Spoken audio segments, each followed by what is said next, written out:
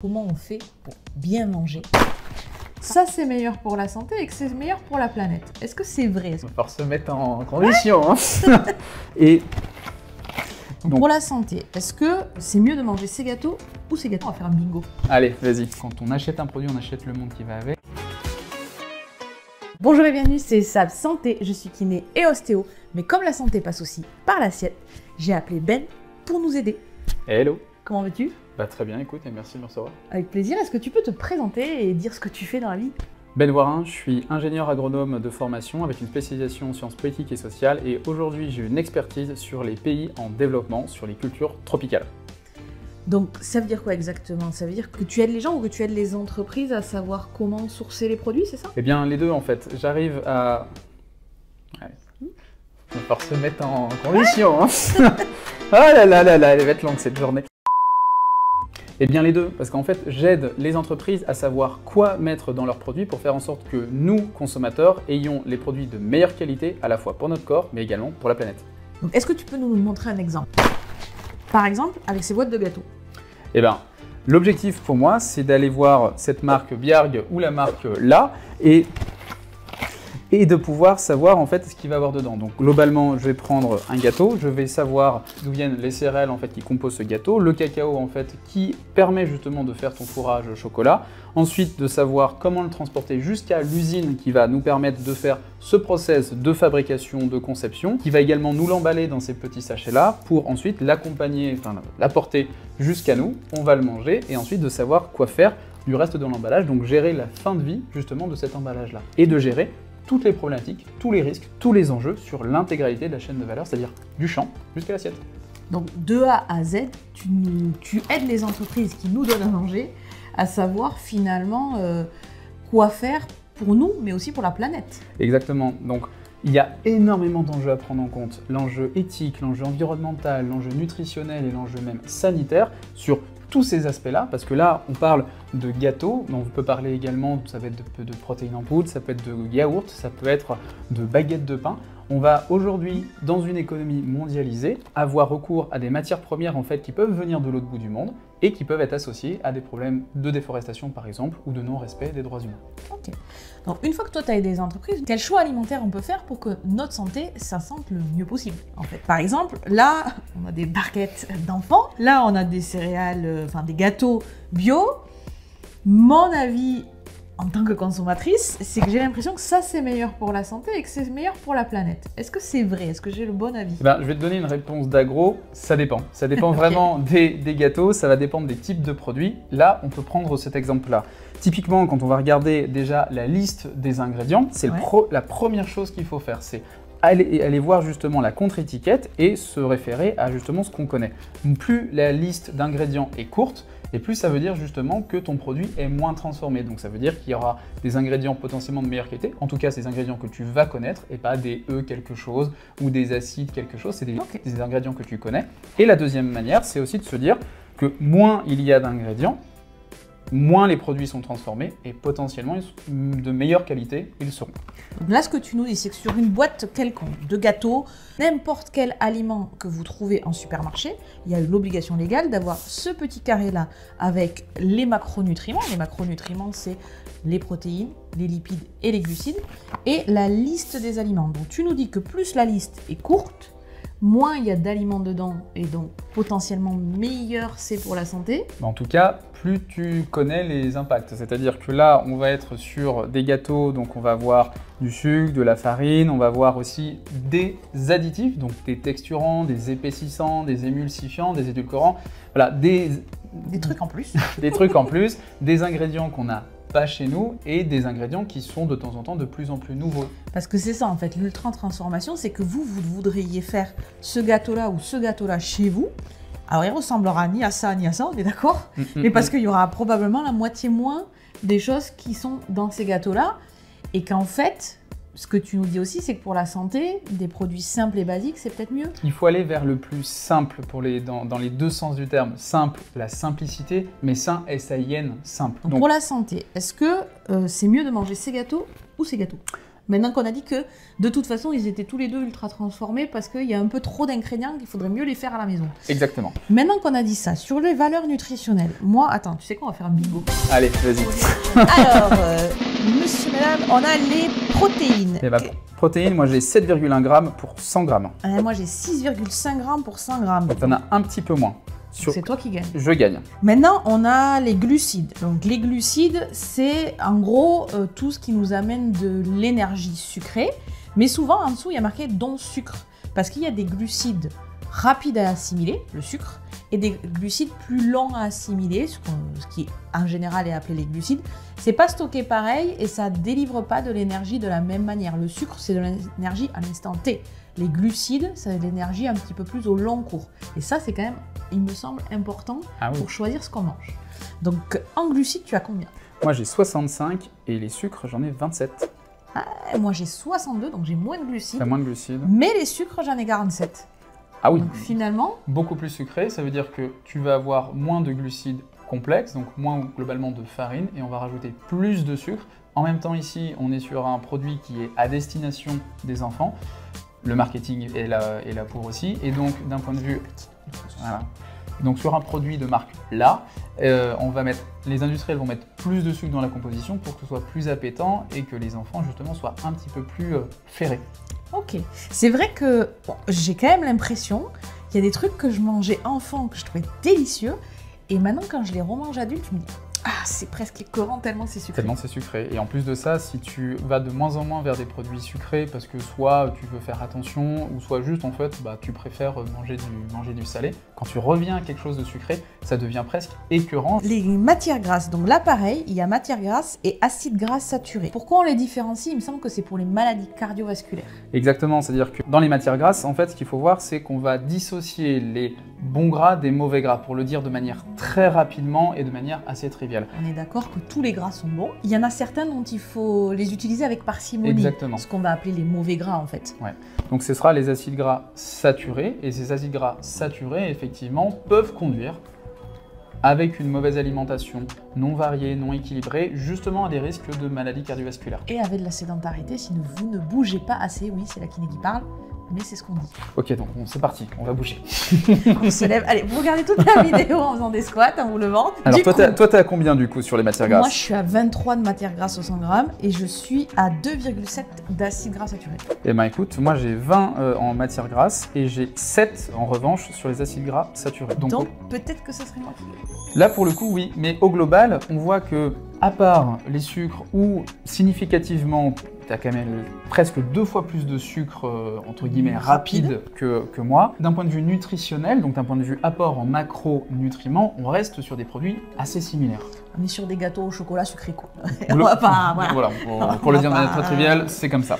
Et maintenant, savoir quoi choisir. Est-ce que c'est mieux de prendre des gâteaux qui sont bio, où ceux-ci sont faits en France, ou finalement des produits plus plaisir pour les enfants, également faits en France, et également avec une partie des ingrédients, notamment ici le blé, qui est fait en France. En fait, c'est aussi en fonction de ce qu'on veut acheter et qui va l'acheter. Si c'est pour des enfants, effectivement, 1 ou 2 barquettes de gâteaux de temps en temps, pourquoi pas. Si on commence à se dire qu'il faut du bio, en plus, c'est un produit qui va coûter beaucoup plus cher et que d'une certaine manière, pour nous adultes, ça va pas nous faire vraiment plaisir d'acheter ça parce qu'on a envie, en fait, en achetant du lait pour toi et moi, ça nous rappelle quand même un peu notre enfance, c'est sympa, voilà. C'est un peu notre Madeleine de Proust. Ok, donc je vois bien ce que tu dis. C'est-à-dire que déjà pour la santé, c'est un tout petit peu mieux de ce côté-là, mais pas beaucoup. Parce que clairement, ce qu'on a dit, on est sur des gâteaux sucrés au chocolat. Que le marketing voudrait nous faire croire que comme c'est bio, c'est meilleur et c'est meilleur pour la planète aussi. Mais finalement, les deux sont produits en France. Là, on a du blé français et que c'est un petit peu moins cher. Donc si ça rentre mieux dans votre budget alimentaire.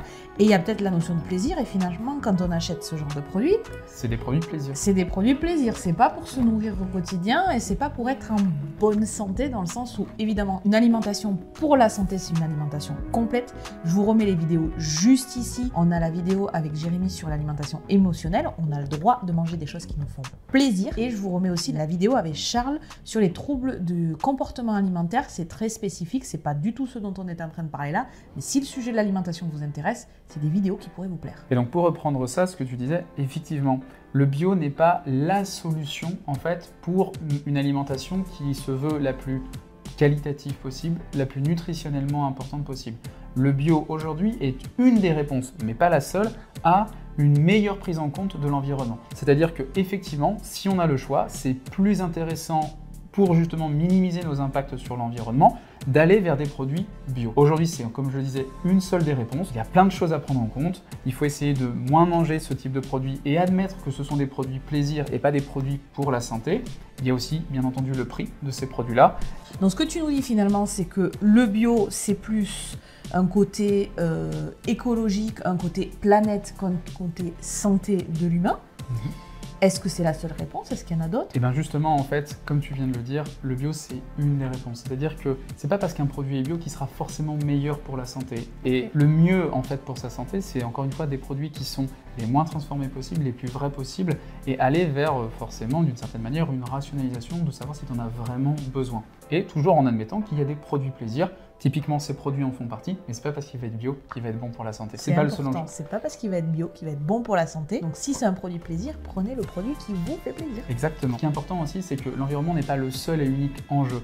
On va voir également des problématiques de droits humains, des problématiques où justement dans les plantations, que ce soit de cacao, d'huile de palme, de noix de coco, on va avoir des enfants qui vont travailler, on va avoir du travail forcé, on va avoir des personnes qui sont des agriculteurs, des éleveurs, des producteurs qui sont très mal payés.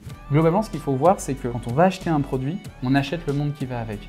Et ce monde-là commence de la graine dans la parcelle jusque finalement à notre gâteau ou notre assiette. C'est-à-dire que, qu'on le veuille ou non, quand on achète le produit là ou le produit Biarg, on va avoir tous les risques, tous les enjeux, de la céréale, du chocolat, en passant par les unités de production jusqu'à notre assiette. Il ne faut pas avoir forcément, et c'est pas possible d'avoir tous les enjeux en tête. Ce qu'il faut se dire, c'est que... Ça, c'est ton métier. C'est mon métier. Et même avec mon équipe et même tout seul, c'est très très difficile justement de tout avoir parce que on vit dans un système imparfait, on vit dans un monde imparfait. Donc on ne peut pas demander aux gens d'être parfaits et encore moins en fait d'avoir un produit parfait parce que le produit parfait n'existe pas. Ça me fait passer à la série The Good Place. Oui. Voilà. Si vous avez vu la série The Good Place, notez-le nous en commentaire, vous comprendrez. Si vous ne l'avez pas vu, regardez-la. Voilà. Ok, donc finalement, il n'y a pas de consommation parfaite. Non. Il n'y a pas de produit parfait. On fait des choix. Tu aides les entreprises à faire des meilleurs choix possibles pour que nous, derrière, on puisse avoir un produit le plus qualitatif possible en prenant en considération tout ce que tu as dit, c'est-à-dire notre santé, la planète, les gens à l'autre bout du monde, comment ils sont traités. Ça, c'est OK. Et surtout, il me semble que tu as voulu aller plus loin et du coup, tu as créé un site internet et un compte Instagram, Nuts We Trust. J'ai failli dire Imperial We Trust. Ça, c'est mon livre. Il est très bien aussi, mais ça n'a rien à voir. Effectivement, en fait, certaines personnes en fait, veulent s'engager dans des associations et justement vont manifester. Nous, avec un de mes meilleurs amis, nous avons fondé un site qui s'appelle Nuts We Trust dans lequel on va vulgariser l'alimentation, vulgariser le bien manger, le manger vrai et répondre en fait à des grandes idées reçues sur l'alimentation, sur la nutrition sportive également en accompagnant tous nos articles, toutes nos vidéos en fait de vraies ressources et d'une vraie recherche scientifique et également des rapports en fait d'ONG et d'associations de consommateurs. Encore une fois, quand on achète un produit, on achète le monde qui va avec. Acheter et bien manger, c'est un acte également politique, c'est-à-dire qu'à partir du moment où on achète un produit, on choisit en fait où l'argent va. Le choix du consommateur, c'est quelque part comment il va dépenser son argent. Exactement. Et c'est aussi pour ça que tout l'intérêt de ce que tu apportes aux gens, où on aurait tendance à dire que le choix du consommateur, c'est le plus cher pour aller dans un meilleur monde. Finalement, ce que tu nous dis, Ben, c'est prenez peut-être le moins cher, achetez-en moins. Comme ça, il y a d'autres produits plus qualitatifs que vous pourrez acheter avec l'argent que vous avez économisé et acheter moins de transformés qui est les aliments qui coûtent le plus cher pour acheter du plus basique, cuisiner à la maison. Exactement. Et c'est des conseils assez classiques, mais il ne faut pas sous-estimer le pouvoir des petites choses, ça je vous le dis souvent. Et effectivement, on va se retrouver en fait avec des conseils classiques qui sont pas forcément évidents à mettre en place. C'est pas parce qu'ils sont simples qu'ils sont évidents à mettre en place, mais qui vont vous permettre d'arriver petit à petit à faire des choix en conscience. Exactement. Et c'est que cette conscience-là, le commun des mortels ne l'a pas en tête. C'est-à-dire que, par exemple, je suis nul en mécanique. Attends, on va commencer à enlever les gâteaux. Ouais, c'est bien. Parce qu'on commence depuis le début. Ils vont être chauds. Tu veux le répéter la phrase comme sinon d'un coup j'ai plus de gâteau. Ah bah dis donc. Tada! Il y avait David Copperfield et Sabrina Eben. Et du coup, qu'est-ce qui t'a motivé à créer ce site internet et ce compte Instagram? En fait, je suis assez égoïste. C'est-à-dire que moi, pour demain, j'ai envie de vivre dans un... C'est bien, c'est pas de l'égocentrisme. Je vous le dis souvent. J'ai envie de vivre demain dans un monde en fait qui est vivable, que ce soit pour moi, que ce soit pour ma copine, que ce soit pour mes futurs enfants à naître, Inch'Allah. L'objectif en fait, c'est de se dire que toi, quand tu vas manger un produit, oui, effectivement, tu vas avoir des conséquences sur toi, mais potentiellement, tu vas avoir aussi des conséquences en fait et des enjeux et des risques sur d'autres choses, sur l'environnement ou sur les gens en fait qui vont travailler pour ces produits-là. De la même manière, en fait, quand je vais manger un produit, il va avoir des conséquences sur ma santé, sur mon environnement à côté, mais également potentiellement sur toi. Donc globalement, si toi tu manges un produit qui n'est pas top pour la santé ou pour la santé de la planète, d'une certaine manière, ça va m'affecter. Mais ça, tu ne le sais pas, parce qu'en fait, ou tu ne le sais pas toujours, le marketing aussi est fait pour nous flouer un petit peu et d'une certaine manière pour raconter des jolies histoires, et de temps en temps, ce n'est que des jolies histoires. Et nous, on est là justement avec Hugo, avec Innate Sweet Trust, pour essayer de faire une sorte de debunk, ou en tout cas de re-raconter l'histoire dans le vrai sens, en remettant un petit peu l'église au centre du village et se dire peut-être que l'huile de coco aujourd'hui, où on va dire énormément de choses, peut-être que c'est une fausse bonne idée. Peut-être que le sucre et le sirop d'agave, peut-être également que c'est une mauvaise idée. Aujourd'hui, l'industrie agroalimentaire nous donne en fait plein de produits pour essayer de pallier des soucis, mais comme tu l'as très bien dit, l'objectif, en fait, c'est de temps en temps de revenir à de l'essentiel, de revenir à du manger vrai. Alors effectivement, ça prend plus de temps. On va devoir cuisiner un petit peu, on va devoir justement se remettre dans des recettes, mais on va avoir aussi potentiellement un meilleur état de forme et surtout, d'un point de vue économique, on va s'y retrouver largement. Pourquoi? Parce que tous ces produits ultra transformés sont beaucoup plus chers quand on regarde réellement ce qu'il y a dedans au niveau des intérêts nutritionnels et surtout de la qualité des ingrédients qui sont utilisés. Finalement, comment on fait pour bien manger? Eh bien, on mange vrai. C'est-à-dire qu'on va éviter, et non pas enlever, mais éviter les produits ultra transformés. On réapprend à cuisiner et surtout, on s'entoure de vrais bons ingrédients. Merci beaucoup pour ton expertise. Et merci beaucoup pour ton invitation. Si ces sujets vous ont plu, n'hésitez pas à retrouver Ben sur Innate Sweet Trust, à s'abonner à son compte. Et moi, c'est Sab Santé. Abonnez-vous. On se retrouve très vite sur Instagram et sur YouTube.